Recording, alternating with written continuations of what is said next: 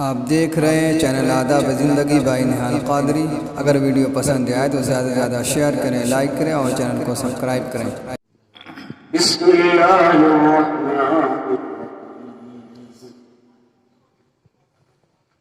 محمد رسول اللہ والذین معه أشداء على الكفار رحماء بينهم تراهم ركعا سجدا يبتغون فضلا من الله ورضوانا۔ صدق الله مولانا العلي العظيم وصدق رسوله النبي الأمين الكريم، ونحن على ذلك لمن الشاهدين والشاكرين، والحمد لله رب العالمين۔ اللهم صل على سيدنا ومولانا محمد وعلى آل سيدنا ومولانا محمد وبارك وسلم صلاة وسلاما عليك يا رسول الله، صلاة وسلاما عليك يا حبيب الله۔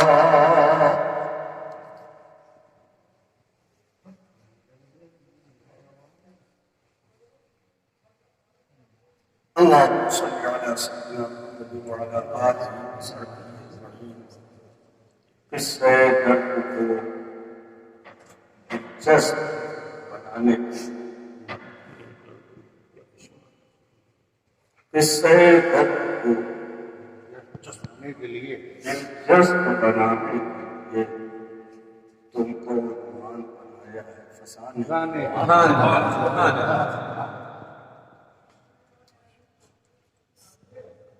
اس کو کیا سمجھیں شموں کو بجھانے،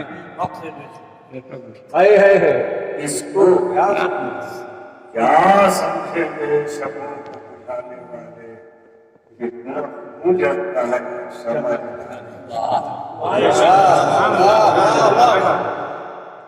حضرات آپ حضرات دریا دیکھ رہا ہوں، تھوڑی دیر مجھے بھی تیرنے کا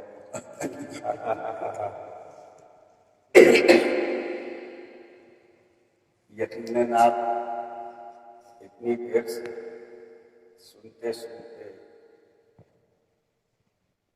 تھک چکے۔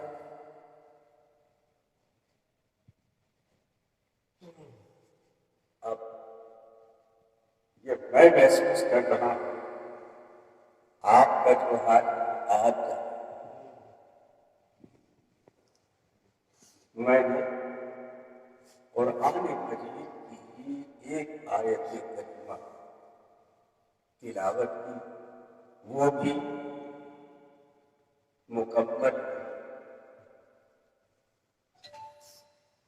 قرآن مجید کی آیت کریمہ کا ابتدائی حصہ تلاوت کی۔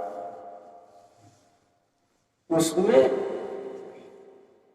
مجھے جو جھلک نظر آئی وہ اس پوسٹر کو دیکھ کر کے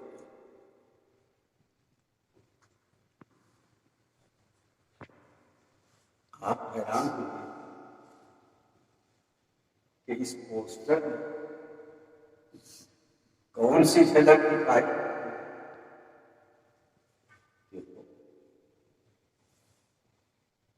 کوئی ایسا بھی ہوتا ہے جسے دیکھ کے دوسرا کوئی یاد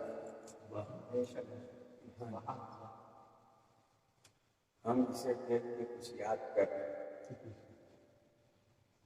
تو ہم نے جو قرآن مجید کی آیت کریمہ یاد کی ہے وہ پھر سے سن لیجیے۔ محمد الرسول اللہ، والذین معه اشداء علی الکفار رحماء بینہم تراہم رکعا سجدا یبتغون فضلا من اللہ ورضوانا. اس آیت کریمہ نے سب سے پہلے ہمیں بتایا وہ کون سا لفظ ہے؟ لفظ نہیں، اسم کون سا ہے؟ غور کرو تو اس آیت کریمہ کی ابتدا میں ہی ہے محمد.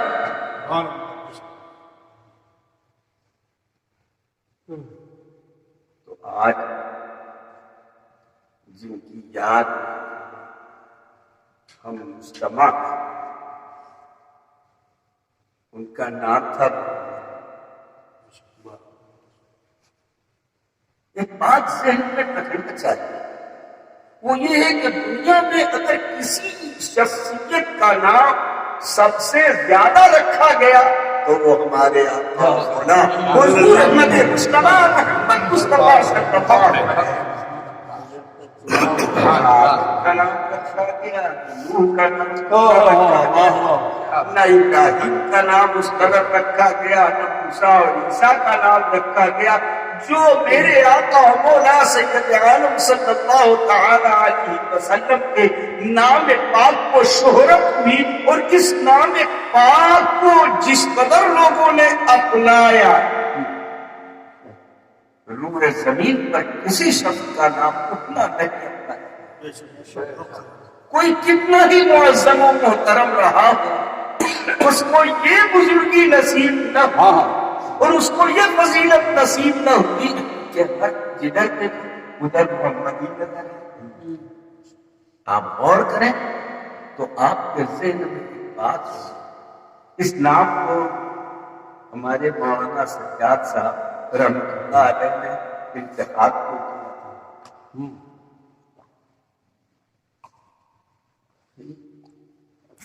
انہوں نے اسلام کا انتخاب تو اپنے جذبے سے کیا تھا، اپنی محبت سے کیا تھا، اپنا جو لگاؤ رسول پاک سے تھا اس کے تحت نام رکھا تھا.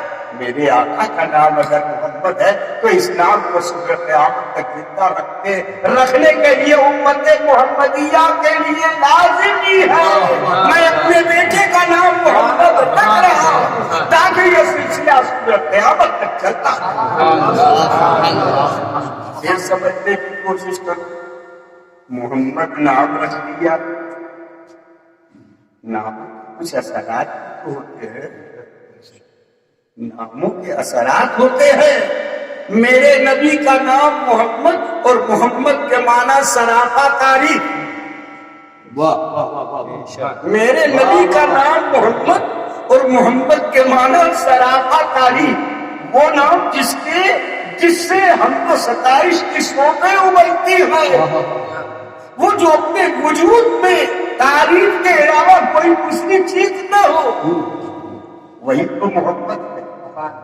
سوچا میرے آقا کا نام اس دنیا میں محمد رکھا گیا تو یقین مانو کہ اس روئے زمین پر محمد الرسول اللہ سے زیادہ قابل تعریف کوئی دوسرا نہیں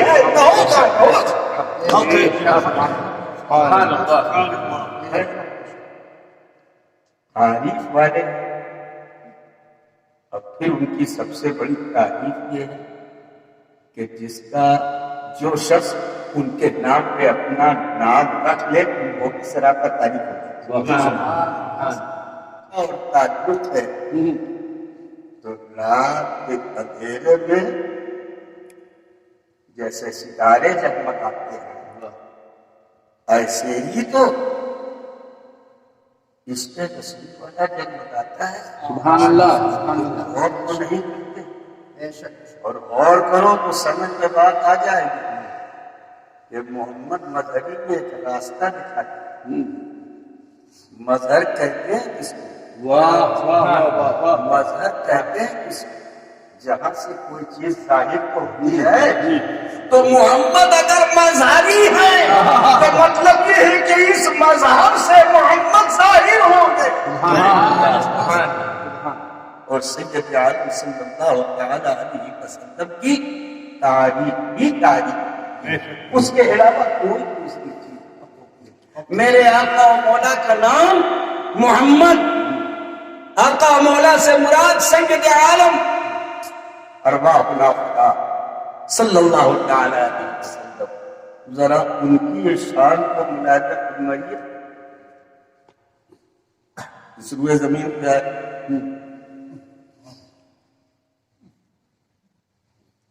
ان کا نام محمد نقل ہے نا. ان سے پہلے بھی تو کسی کا نام محمد تھا، ان سے پہلے بھی تو کسی کا نام محمد تھا، ان سے پہلے بھی تو کسی کا نام محمد تھا. اور ساری نسبتیں سرکار عالم صلی اللہ علیہ وسلم تک جا کر منتہی ہوتی ہے. لیکن اس پر غور کرو تو سمجھ میں بات آئے گی کہ دنیا میں کسی کا نام کسی کے نام پہ رکھا جاتا ہے، مگر اللہ نے اس نام کو روک رکھا تھا. آدم سے لے کے زمانے فطرت تک کسی شخص کا بھی نام محمد اس روئے زمین پر رکھا نہیں گیا تھا.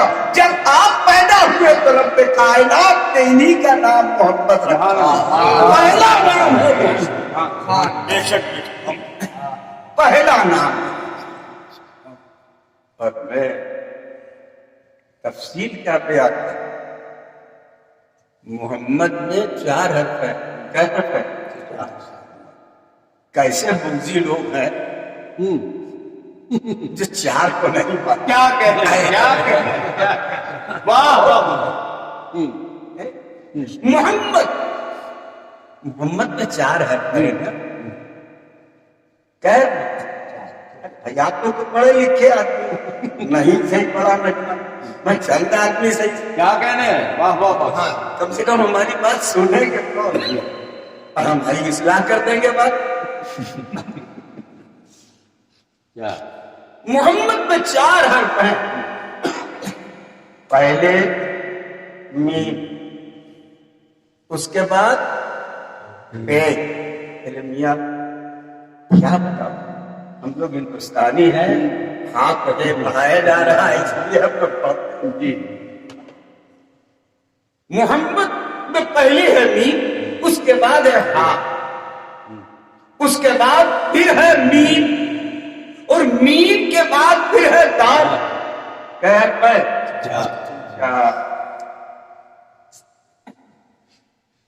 تو آپ سمجھے پہلے جو محمد میں میم ہے اس سے مراد ہے ملک دنیا،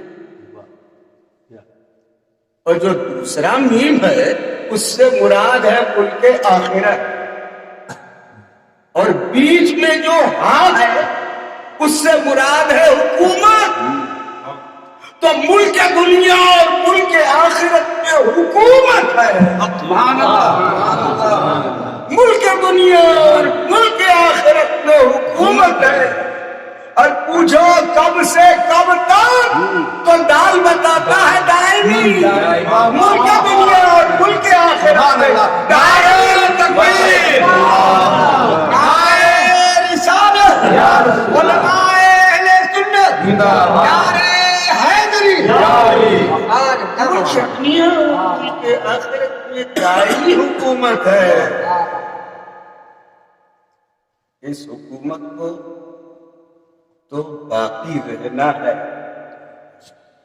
اوروں کی حکومت کا حال تو جب تک سانس ہے تب تک اس میں وہ بھی خدا کی مرضی سے.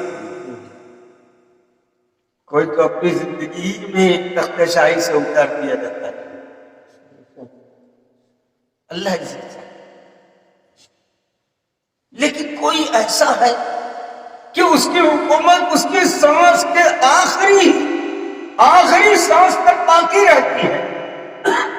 لیکن میرے آقا کی حکومت ان کی حکومت کا تو یہ حال ہے کہ ہمیشہ باقی رہے، دنیا باقی نہ رہے گی، ان کی حکومت باقی رہے گی۔ بے شک ہم لفظی تفصیل میں نہ جا کر کے اب صرف اتنا عرض کریں گے کہ رب العزت نے پہلے کیا فرمایا ہے؟ محمد۔ اس کے بعد ارشاد فرمایا والذین معہ، اور وہ لوگ جو ان کے ساتھ۔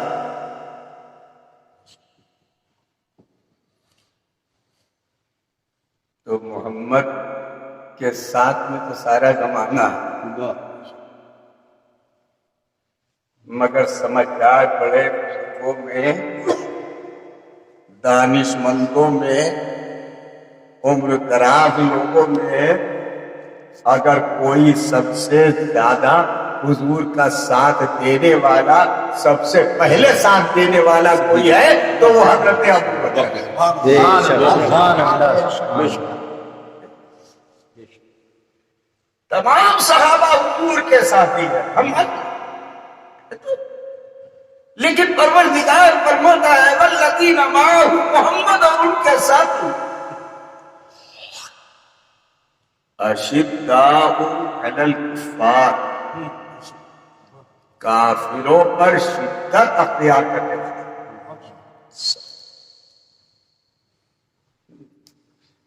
بہت سے لوگ ہیں بلا وجہ کافروں کی خوشنودی کے لیے ایسی زبان بھی استعمال کرتے ہیں جس سے اپنا دین جاتا رہے۔ ہرگز کسی مسلمان کا یہ استعمال نہیں ہونا چاہیے۔ کافروں کے اوپر صحابہ کرام سخت تھے، مگر جب ہم غور کرتے ہیں تو یہ شان کافروں پر جو سختی کی شان ہے وہ حضرت عمر اشداء علی الکفار۔ اور پھر جب صحابہ کرام کے بارے میں پروردگار نے فرمایا رحماء بینہم، تو تمام صحابی آپس میں ایک دوسرے کے لیے رحم دل تھے، مگر ان کی اگر کوئی سب سے زیادہ رحم دل تاریخ میں دکھائی دیتا ہے تو وہ عثمان غنی۔ بے شک اور آپ جانتے ہیں تراہم رکعا سجدا یبتغون فضلا من اللہ ورضوانا، اللہ کے لیے ہر وقت غرق رہنے والا، یاد الہی میں مست رہنے والا اگر کوئی تھا تو وہ شیر خدا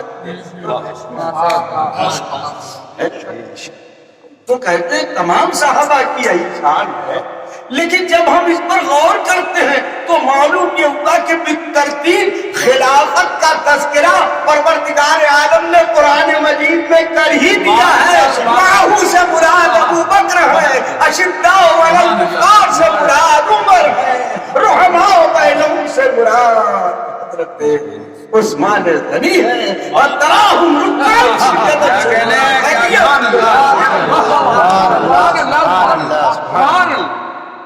تمام صاحب بڑی شان ہے، بے شک بڑی شان ہے۔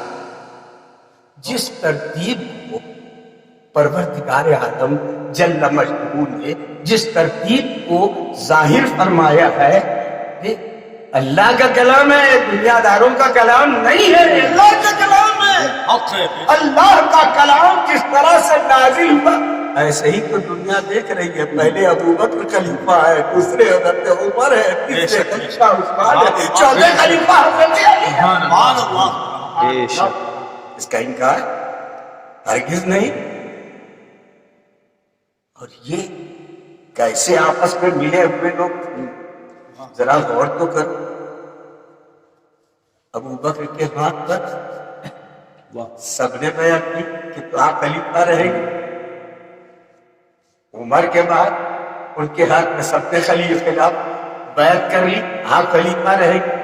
پھر عثمان کا دور آیا، سب نے ان کے ہاتھ پر بیعت کر لی۔ پھر علی کا دور آیا، سب نے ان کے ہاتھ پر بیعت کر لی۔ یہ تو آپس میں ایک دوسرے سے جڑے ہوئے تھے، اور ان کے اندر جذبہ یہ تھا کہ ہم مل جل کر کے دین کو آگے بڑھائیں۔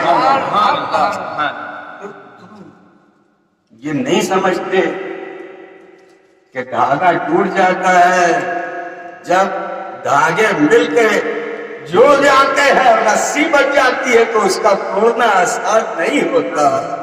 جب تک یہ لوگ ملے ہوئے تھے صحابہ کرام، دنیا میں ان کی وہ کسی کے اندر یہ جرأت نہ تھی کہ ان کی طرف نظر اٹھا سکتا۔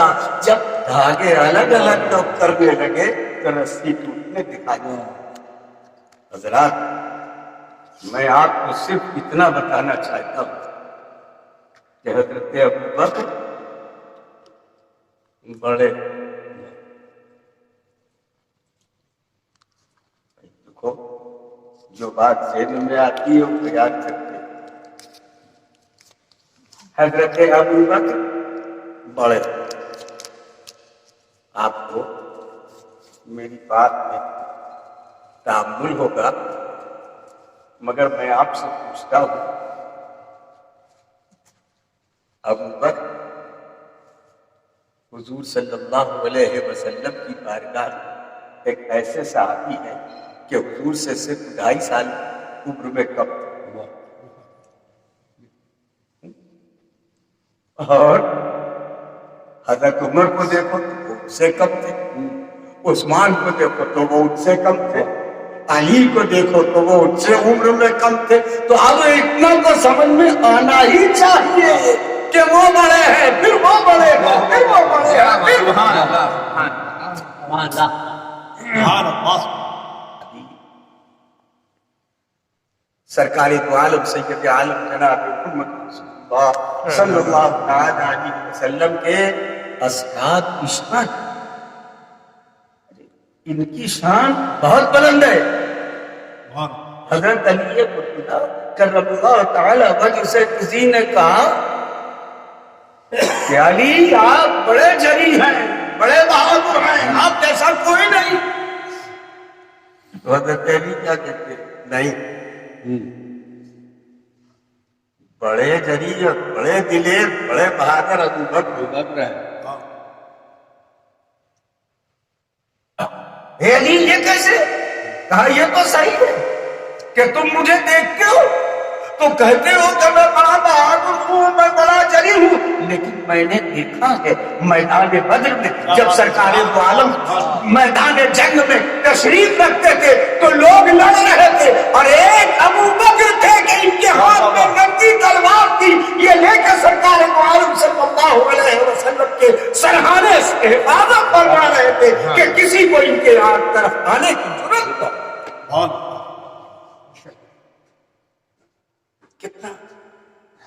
کتنا خلوص ہے ان میں، کتنی محبت ہے، کیا شان ہے ان کی۔ بیٹھے ہوئے ہیں حضرت علی مرتضیٰ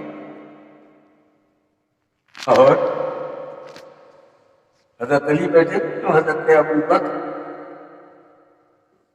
مجمع میں بیٹھے ہوئے ہیں، لیکن بس رہ رہ کے چہرہ حضرت علی کا اتنا بڑا مجمع ہے، یہ کیا ہے کہ ابوبکر رہ رہ کے نظر اٹھاتے ہیں اور دیکھتے ہیں علی کو۔ پوچھ لیا کسی نے، ابوبکر یہ معاملہ تو سمجھ میں نہیں آیا، ارے یہاں تو سب کہتے ہیں آپ کسی اور پر نظر نہیں ڈال رہے تھے، جب جب آپ دیکھتے تھے تو علی کو ہی دیکھتے تھے۔ کیا جانو، علی کا چہرہ دیکھنا بھی عبادت ہے۔ سبحان اللہ۔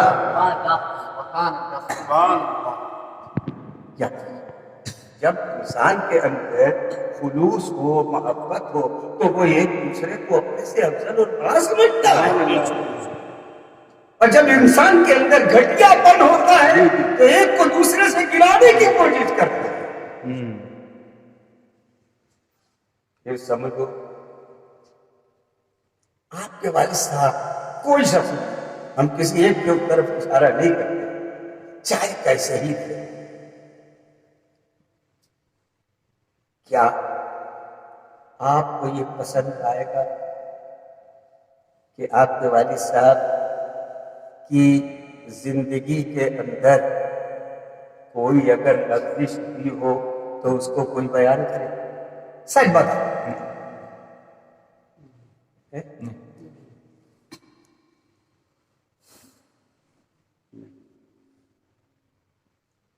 ہے کسی کے اندر ہے اپنے باپ کے بارے میں کچھ سننے کی؟ نہیں تھا کسی کے اندر نہیں۔ پھر تاریخ کا حوالہ دے کر کے کیسے کہتے ہو کہ فلاں کے اندر یہ ایپ تھا، فلاں کے اندر یہ ایپ تھا؟ ارے تم دیکھو سبحان اللہ سبحان اللہ سبحان اللہ سبحان صحابہ کی شان تنقید سے بالا، سبحان اللہ سبحان اللہ ان پر کسی بھی طرح کی تنقید نہیں کی جا سکتی، وہ سب کے سب اللہ کے رسول کا چہرہ دیکھنے والے تھے، اور یہ درجہ جو انہیں ملا تھا یہ نہ کسی غوث کو ملا، نہ سبحان اللہ سبحان ہم فکر نہیں تو ہے کہ رسول کا چہرہ دیکھا۔ آپ غور کریں اور فکر کریں، مولانا محمد نہیں، مولانا ابو المحمود، ابو المحمود کیوں لکھتے تھے آپ؟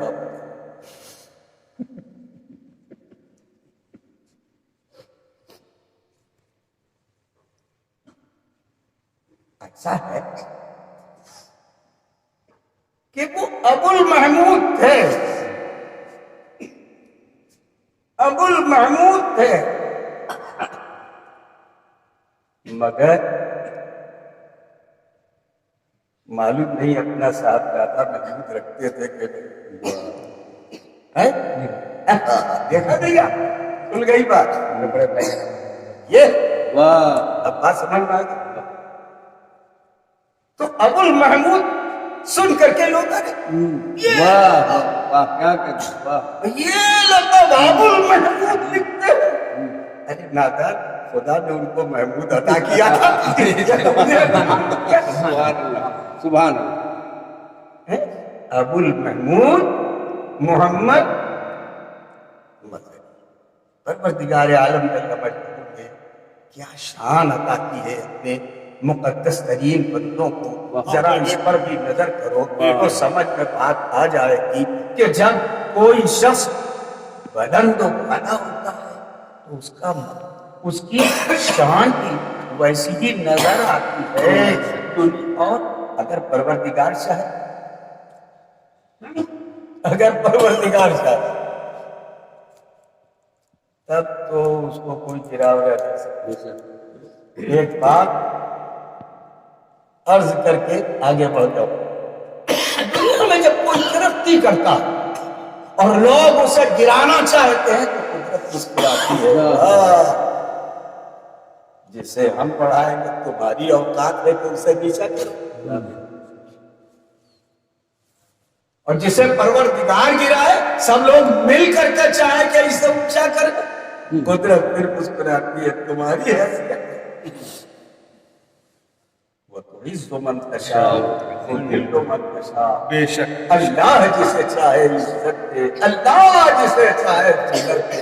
آج محمد مدنی کو جو عزت نصیب ہے، ہم سب یہاں پر جمع ہو کر کے ان کا تذکرہ کر رہے ہیں، پروردگار عالم جل مجدہ ایسے ہی صالحین کے ساتھ ہمارا بھی حشر کرے۔ آمین غور کرو اور سمجھنے کی کوشش کرو، صدیق اکبر کی شان اتنی بلند شان تھی، ان کے جیسا جو دیکھو صحابہ کرام کوئی خلیفہ رسول اللہ کے لقب سے مشہور نہ تھا،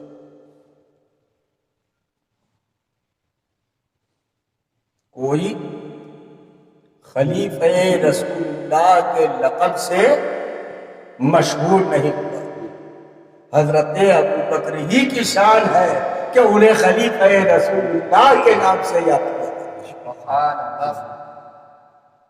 اور سرکار دو عالم صلی اللہ علیہ وسلم نے اپنے ان لمحات میں جب اس دنیا سے جانے والے تھے تو حضرت ابو بکر کو اپنی جگہ مصلی امامت پر کھڑا کر کے یہ بتا دیا کہ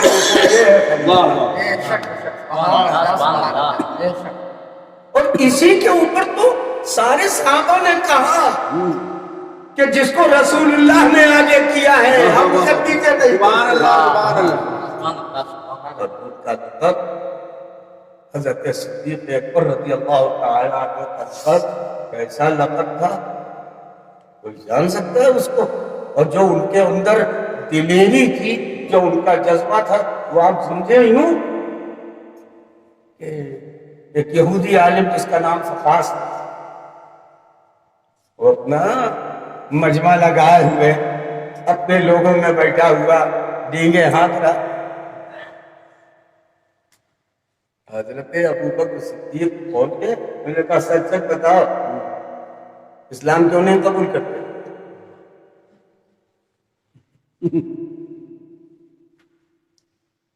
اسلام کیوں نہیں قبول کرتے؟ کہا تم لوگوں کے ساتھ نہیں رہیں گے. اللہ فقیر ہے جو کہتے ہو اللہ کے لیے قرض دو.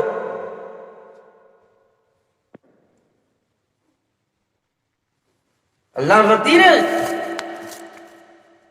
اللہ فقیر ہے, اور غنی ہم لوگ ہیں, کب نہ دیں گے اللہ کی طرف. ارے اتنا سننا تھا کہ حضرت ابو بکر صدیق کو پیش آ گیا اور ایک زوردار تماچا فخاس کو لگا. شکریہ.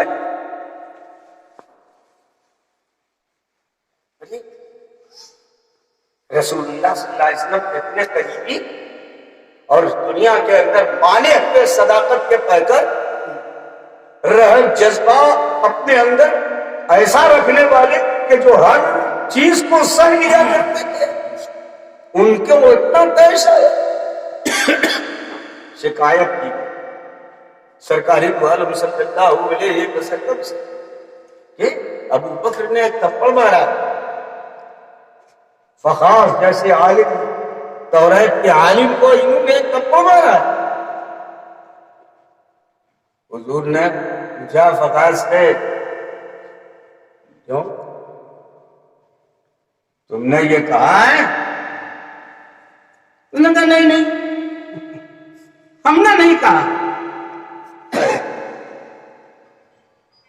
اس پروردگار عالم جل مجدہ سے کوئی چیز پوشیدہ تو نہیں ہے. اسی وقت حضرت جبریل امین تشریف لائے اور حضرت جبریل نے آ کے وحی الہی کی زبان سے سنا دیا لقد سمع اللہ قول الذین قالوا ان اللہ فقیر ونحن اغنیاء.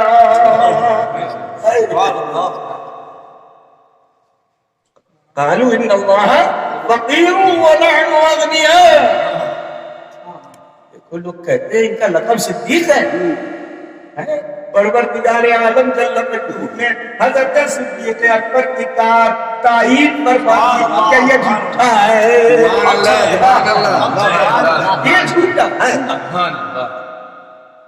پروردگار تو اب ظاہر ہے کہ اللہ تبارک و تعالیٰ نے جب حضرت ابو بکر کو صدیق ظاہر کر دیا تو کون ہے ان کو مقام صدیقیت سے نیچا کرنے کا؟ اور دیکھو صدیق بھی ہیں, میرے ابو بکر صدیق بھی ہیں, اور تشدید ہٹا دو تو صدیق صدیق بھی ہیں اور صدیق بھی ہے. صدیق کہتے ہیں اسے جو تصدیق کرنے والا ہو. اور صدیق اسے کہتے ہیں جو دوست بچپن سے لے کے جوانی اور جوانی سے لے کے عمر کی آخری منزل تک ایسے دوست تھے کہ کبھی نبی کا ساتھ نہیں چھوڑے. اور جب نبی کریم صلی اللہ علیہ وسلم کا وصال ہو گیا تو بے قرار رہتے تھے،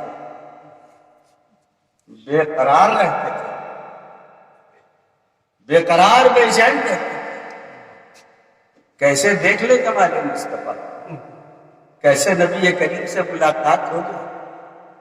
دل کی تڑپ نے قریب 2.5 برس کے اندر ان کو یہ موقع عطا فرما دیا. ایک شب انہوں نے خواب دیکھا، اس خواب کی تعبیر پوچھی. لوگوں نے بتایا اس بات کی تعبیر یہی ہے کہ تم اب انتقال کر جاؤ گے اور اپنے محبوب خدا سے جا ملو گے. تو یہ سن کے مسرور ہو گئے کہ زندگی تو اسی کا نام ہے جو نبی کریم کو اور ہم جلد سے جلد جمال مصطفیٰ کو. اسی لیے تو کہا گیا الموت جسر یوصل الحبیب الی الحبیب. موت ایک پل ہے جو حبیب کو حبیب تک پہنچا دیا کرتی ہے. حضرت ابوبکر صدیق نے مثال فرمایا تو مثال سے پہلے کہتے اے حبیب میں دنیا میں سے جب گزروں اور انتقال کرتا ہوں کہ میں ایک وصیت کرتا ہوں وہ پوری کر دیں. اے علی میں وصیت کرتا ہوں میری وصیت پوری کر دے. ہاں ابو بکر کہیے آپ کی کیا وصیت؟ کہا میں جب انتقال کر جاؤں تو آپ اپنے ہاتھوں سے مجھے غسل دیجیے گا، کیونکہ آپ کے اپنے ہاتھوں سے رسول اللہ کو غسل دیا تھا. میں چاہتا ہوں وہی ہاتھ میرے ہی ہاتھوں میں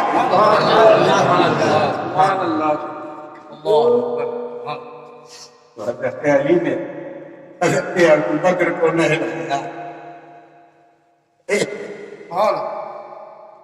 حضرت علی نے حضرت ابو بکر صدیق رضی اللہ تعالی عنہ کو نہلایا.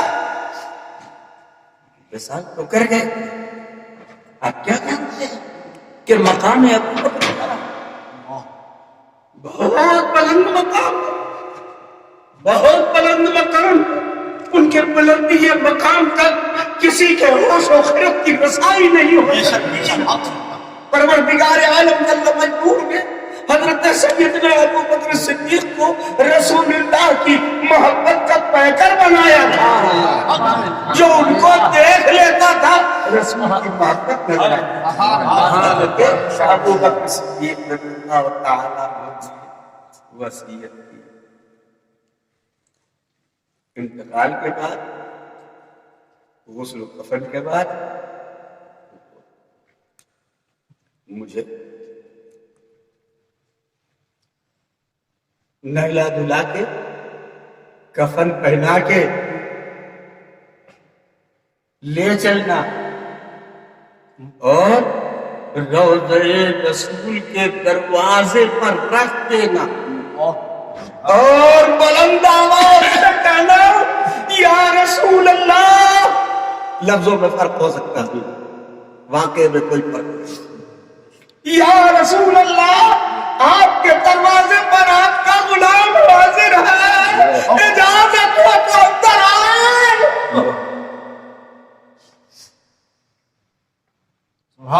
حضرت ابو بکر یہی وصیت کی تھی. لاشیں مبارک کو لوگ لے کر کے نہلا دھلا کے کفن پہنا کر کے لا کے رسول کریم کے دروازے کے اوپر رکھ دیا. تو دروازہ تو مقفل تھا، کنجی نہیں تھی. جب بھی تالا کھلتا تھا تو کسی کنجی سے، لیکن جب ابو بکر کا لاشا رکھا گیا تو وہ تالا خود بخود گر گیا، دروازہ کھل گیا. حضرت ابو بکر نبی کریم کے پاس پہنچ گئے. نہ جانو تم رسول کریم کے ایسے ساتھی کے بارے میں کیا کہتے ہو جس کے لیے رسول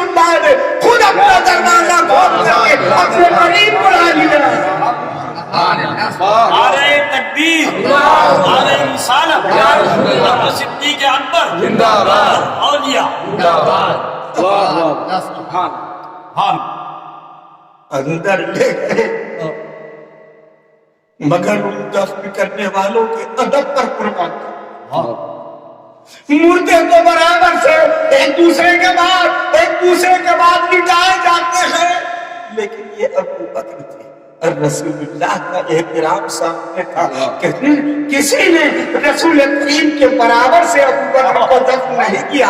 जहां हजरत नबी करीम का कांधा था बाजू में मुबारक, वहां पर हजरत अबू बकर का सर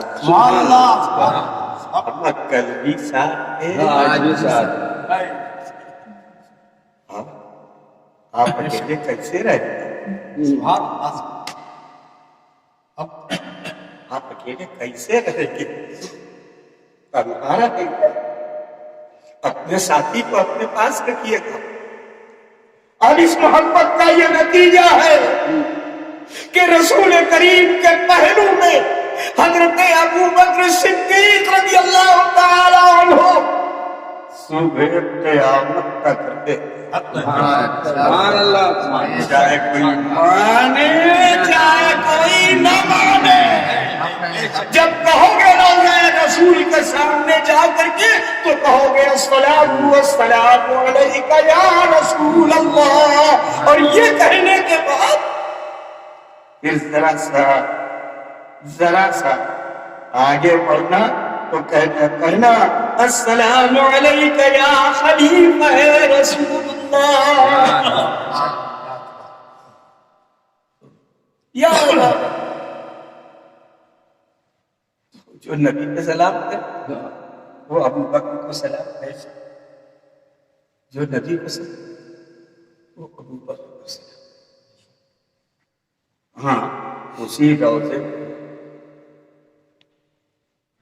हजरत उमर को भी दफन किया गया, लेकिन सहाबा ने फिर अदब को मजबूत रखा। हाँ, और करो, फिर अदब को मलहूज रखा। हजरत अबू बकर के बराबर हजरत उमर को नहीं लिटाया। जहां हजरत अबू बकर की कमर थी वहां हजरत उमर फारूक रज़ी अल्लाह अन्हु का सर रखा। अदब बहुत बड़ी चीज है। सब धार साइज पसेरी नहीं, अदब बहुत बड़ी चीज है। सहाबा से सीखो। क्या कहने सहाबा से सीखो। आज कुछ लोग कहते हैं रोजा क्यों बनवाते हो? नादा बने बनाए रोजे में तो रसूलुल्लाह का पीटिएगा। क्या बात है, क्या कहने वो गुजरा हजरत आयशा सिद्दीक़ा रज़ियल्लाहु तआला अन्हा उम्मुल मोमिनीन का था। दीवारें भी थी, छत भी थी, दरवाजा भी था, तो उसी में हमारे हुजूर को दफन किया। अगर रोजा बनाना ठीक न होता तो हजरत अबू बकर कहते कि पहले छत उतार देना तब मुझको दफन करना। तो देखिए उनसे बड़ा राजदार शरीयत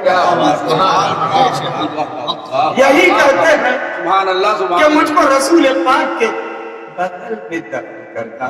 मालूम हुआ बने बनाए रोजे में रसूल भी दफन हुए, बने बनाए हुजरे में उमर भी दफन हुए, बने बनाए हुजरे में अबू बकर भी दफन हुए। तो आज दुनिया के अंदर जितने औलिया अल्लाह किसी बने बनाए हुजरे में दफन है, उनके रोजों को सनम का दाना कहो। ये बहुत बड़ी जुर्अत है, बहुत बड़ी हिम्मत है। हम तो आशिक रसूल है, जैसा रसूल को देखते हैं वैसा ही अपने बुजुर्गों के साथ। बेशक मैं समझता हूँ तो सारी रात गुजर जाएगी इस तरह से बयान करने में। आप हजरात भी बहुत कुछ लुत्फ अंदोज होंगे, इसलिए अपनी गुफ्तगू को खत्म करता हूं। मगर एक बात कहता जो आज के दौर पे जरूरी है। एक बात जान लो, حلال روزی، حلال روزی، یہی انسان کو مستجاب الدعوات بنانے والی اور سچ بولنا. جس شخص میں رزق حلال اور صدق مقال نہیں، اس کی نماز و دعا میں قبولیت نہیں.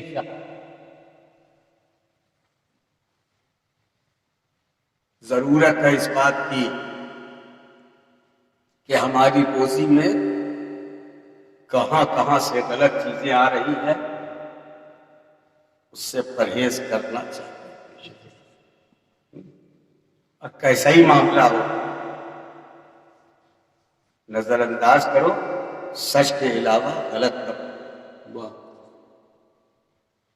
اب بتا دیں جھوٹ بولنے کے بارے میں، ہم تو بہت لمبی بات نہیں کرتے، صرف اتنا ہی بتاتے ہیں کہ ایک عامل صاحب تھے، انہوں نے عمل پڑھ کر کے ایک موکل کو اپنے قبضے میں کر لیا. موکل نے کہا ہم آپ کی فرما برداری تو کریں گے، مگر ہماری ایک شرط ہے، وہ یہ کہ آپ کبھی جھوٹ نہیں بولیں. سچے آدمی تھے اور کبھی نہیں جھوٹ بولے. اب وہ تو لگا رہتا تھا ساتھ میں، وہ موکل جو حکم دیتے تھے وہ کرتا تھا، جو حکم دیتے تھے وہ کرتا تھا.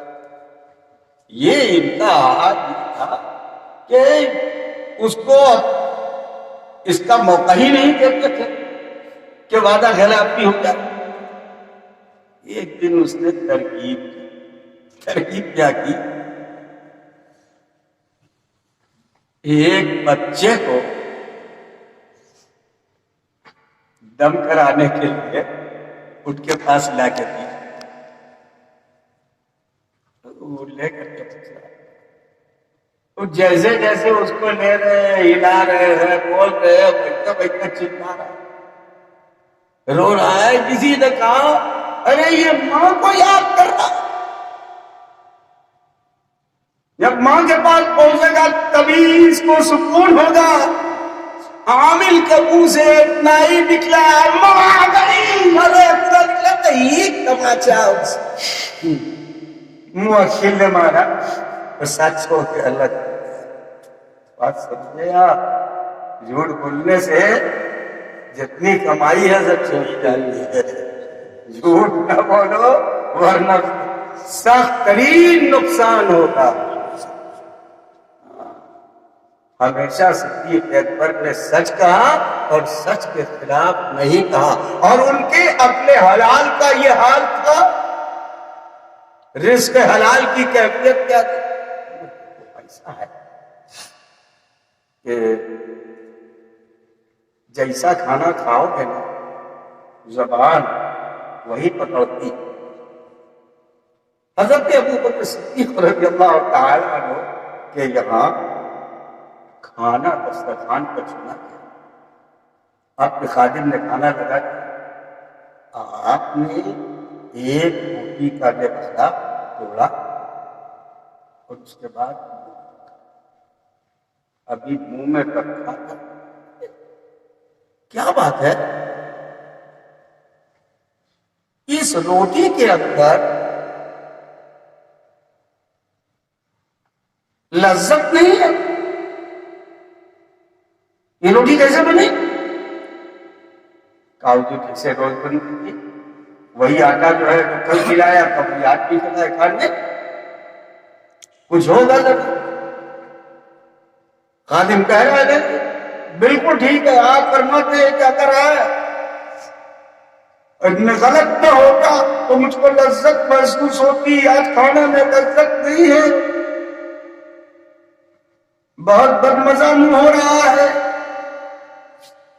غور کرو کیا بات ہے. تو اس خادم نے کہا کہ حضور آپ کے صاحبزادے جو قاضی القضات ہیں ان کے گھر سے، آپ کے صاحبزادے بیٹے کے گھر سے جو روٹی پکتی تھی اس کے لیے خمیر تیار ہوتا تھا.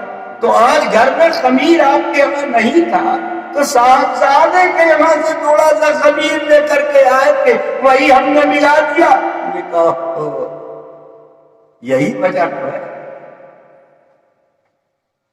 بیٹے کے گھر سے خمیر لا کے مجھے آٹے میں ملا دیا, یہی وجہ ہے. وجہ کیا تھی؟ یہی قاضی القضات کا عہدہ حضرت صدیق اکبر رضی اللہ عنہ کے سامنے پیش کیا گیا. آپ نے کہا مجھے یہ کام نہیں کرنا, مگر ارے حضرت امام اعظم ابو حنیفہ کے سامنے سے حضرت امام اعظم ابو حنیفہ رحمۃ اللہ تعالی ان کے بیٹے تھے قاضی القضات. تو کیا ہوا کہ انہوں نے قاضی القضات کے گھر سے خمیر لا کے اپنے آٹے میں ملا دی تھی. تو آپ نے فرمایا سنو, بادشاہ وقت کے خزانے میں ہر طرح کا مال آتا ہے, لہذا ابو حنیفہ مشتبہ مال کو بھی چکھ نہیں سکتا, اس سے کوئی تعلق نہیں رکھنا ہے, تم کیوں وہاں سے لے آئے, ہٹاؤ یہاں سے. تو دسترخوان پر سے سارا کھانا ہٹا دیا گیا. دوسرے دن پھر آپ نے پوچھا حضرت امام اعظم نے, وہ روٹی کیا کیا؟ کہا حضور اس کو تو ہم نے دریائے دجلہ میں ڈالا, کھانے کے لائے دریا میں ڈالا. کہا وہی تو تم نے بہت مچھلیوں نے کھایا ہوگا, اور ان مچھلیوں کو میں کھاؤں تو رشتے حلال جو میں سمجھ کے کہہ رہا ہوں اس کے اندر وہ چیز بھی ہوگی. لہذا اب ابو حنیفہ ان سے کہے گا نہیں. دیکھو فقیہ تھے, مجتہد تھے, دین کا علم رکھتے تھے, دین کی باریکیاں جانتے تھے. ان کی فقاہت نے انہیں اس درجے پہ پہنچایا کہ وہ امام اعظم تھے. انہوں نے غور کیا کہ ہر ایک چیز کی ایک عمر طبعی ہوتی ہے, تو مچھلی کی عمر 12 سال کی ہوتی ہے, لہذا آپ نے 12 سال تک دریائے دجلہ کی مچھلی نہیں تھی. میں صرف اتنا بتانا چاہتا تھا کہ انہوں نے کہا جتنا کہا تھا یہ سب چھوٹ دیا.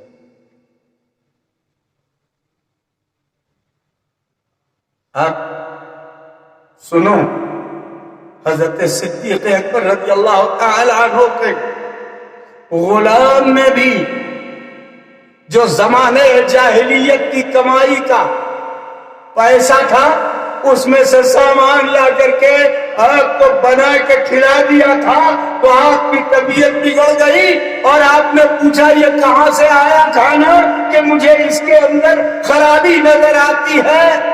تو اس نے کہا کہ میں اپنے پیسے سے ہی تو خرید کے لایا ہوں. آپ نے ارشاد فرمایا پیسہ کہاں کا تھا؟ معلوم ہوا زمانے جاہلیت میں نے کہانت کی تھی, اسی کا اجر وہ بعد میں ملا ہے جو آج میں نے استعمال کیا. بس کیا تھا, حضرت صدیق اکبر نے اپنی حلق میں انگلی ڈالی. اور جتنا پیٹ کے اندر کھانا تھا, پانی تھا, حلق میں انگلی ڈال کر کے سب طے کیا.